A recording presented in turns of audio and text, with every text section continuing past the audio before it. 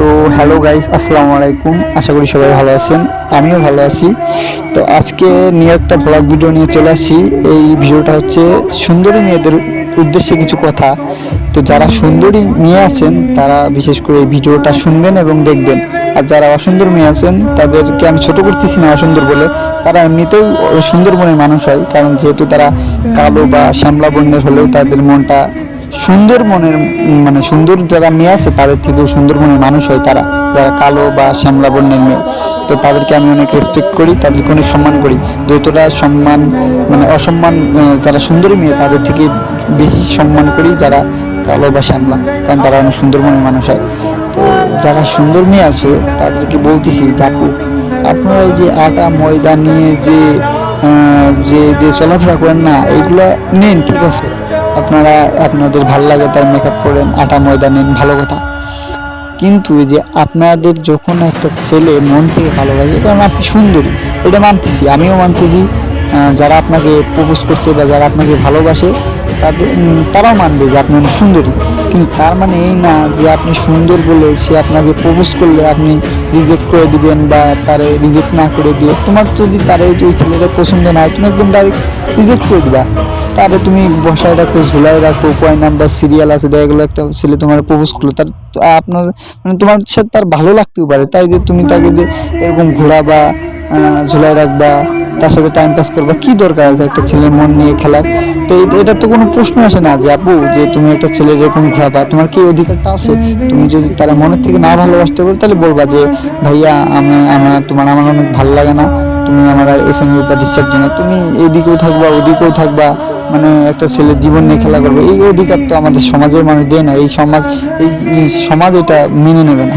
তো আমি আপুদেরকে উদ্দেশ্য করে বলবো, আপু যদি পারেন সুন্দর একজন মনের মানুষ হয়ে দেখান, তাহলে জীবনে ভালো হবে, বা জীবনে এটাই মানে সারা জীবন সুন্দর চেহারা থাকে না, যৌবনকাল সারা জীবন থাকে না। যে তোমরা যেরকম যৌবনকাল নিয়ে যে বড়াই করো, যে অহংকার দেখাও যে আমি সুন্দরী, আমি অনেক ছেলের ক্রাশ, এটা কখনো ভাববা না। কারণ যৌবনকাল সারা জীবন থাকে না, মানুষকে এক সময় মৃত্যুবরণ করতেই হবে। কারণ যারা জন্ম নিছে তাদের জীবন আছে, তাদেরকে একসময় মরতেই হবে, এটা মানতেই হবে, তাই না? তো আশা করি আপনারা বুঝছেন যে আপু আপনাদেরকে বলতেছি। আসলে আমি বলতে চাইছিলাম না, আপনারা হয়তো ভাববেন যে এই ছেলেটা ফালতু একটা ইউটিউব চ্যানেল আছে, এই সেই আগর বাগর কথা বলে। আসলে আমার এরকম রুচিও নাই যে আপনাদের উদ্দেশ্যে এইসব কথা বলবো। আসলে আমার আশেপাশে অনেক ভাই ব্রাদার বন্ধু বান্ধব আছে যারা মানে সুন্দর মেয়েদের সাথে প্রেম করতে চায়। আসলে মন তো দেখা যায় না, এখন একটা মেয়ে যদি সুন্দরী হয়, একটা ছেলে যদি পছন্দ হয়, সে যদি প্রপোজ করে যে আমি আপনাকে ভালোবাসি, আপনাকে আমার ভালো লাগে, আপনার চোখ দেখে ভালো লাগছে, বা কান দেখে, নাক দেখে, চুল দেখে, হাঁটা স্টাইল দেখে, একটা মেয়ে যে কোনো স্টাইল দেখে একটা ছেলের কাছে ভালো লাগতে পারে, তাই না? সে প্রপোজ করতেই পারে। আর তোমার যদি ভালো না লাগে তুমি রিজেক্ট করে দিবা। তাই বলে যে একটা ছেলের জীবন নিয়ে খেলা করবা, এটা আসলে কোনোভাবেই মেনে নেওয়া যায় না। তো আশা করি আপু আপনারা বুঝছেন। আপনারা যদি পারেন, আপনারা ভালো মনের মানুষ হয়ে দেখান।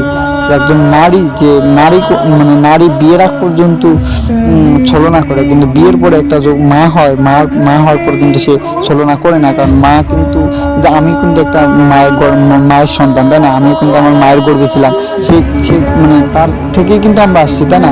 তার ছেলে মেয়ে যারা আসছে তারা তো মায়ের গর্ভ থেকেই আসছে, তাই না?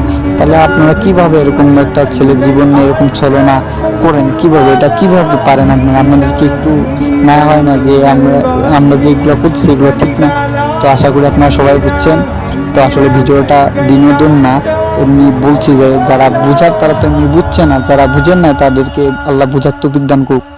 আপনারা আমার কথায় কষ্ট করবেন না। যদি আমি ছোট মানুষেও বলছি, যে আমার কথায় কোনো ভুল ত্রুটি থেকে থাকে তাহলে আমাকে সবাই আমার দৃষ্টিতে দেখবেন। আর সবাইকে বলি, সবাই ভালো থাকবেন, সুস্থ থাকবেন। আল্লাহ হাফিজ।